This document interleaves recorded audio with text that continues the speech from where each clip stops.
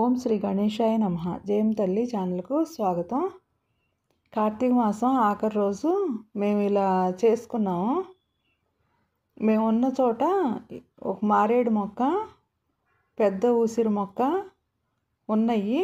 పక్కన పారిజాతం మొక్క ఉంది. ఇక్కడ తులసి మొక్కనేమో కుండీలో పెట్టారు. దగ్గరలో వేప మొక్క కూడా ఉంది. పొద్దున్నే ఇంటి దగ్గర పూజ చేసేసుకుని 9ంటికి వచ్చేలాగా అనుకుని అందరూ ఇలా ఒక చోటకి వచ్చి చేసుకున్నారు. చక్కగా 365 ఒత్తులు వెలిగించుకునేవాళ్ళు అలా వెలిగించుకున్నారు. మామూలు దీపాలు పెట్టుకున్న వాళ్ళు మామూలు దీపాలు పెట్టుకున్నారు. 365 ఒత్తులు ఎక్కడైనా ఒకసారి వెలిగించుకుంటే సరిపోతుంది.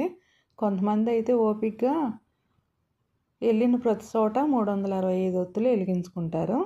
నేనైతే మా దీపం మట్టుకే పెట్టుకున్నాను.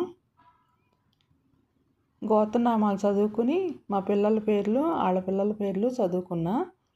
ఎక్కువగా ఎక్కడికి వెళ్ళినా నేను చేసే పని అది, అలా చదువుకుంటాను. చాలా సంతోషంగా గడిచింది.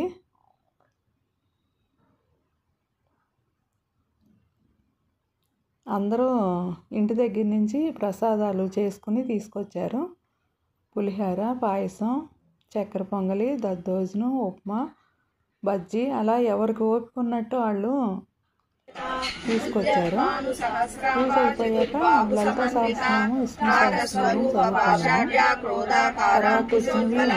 తర్వాత వచ్చినవి ప్రసాదంగా తీసుకున్నాం.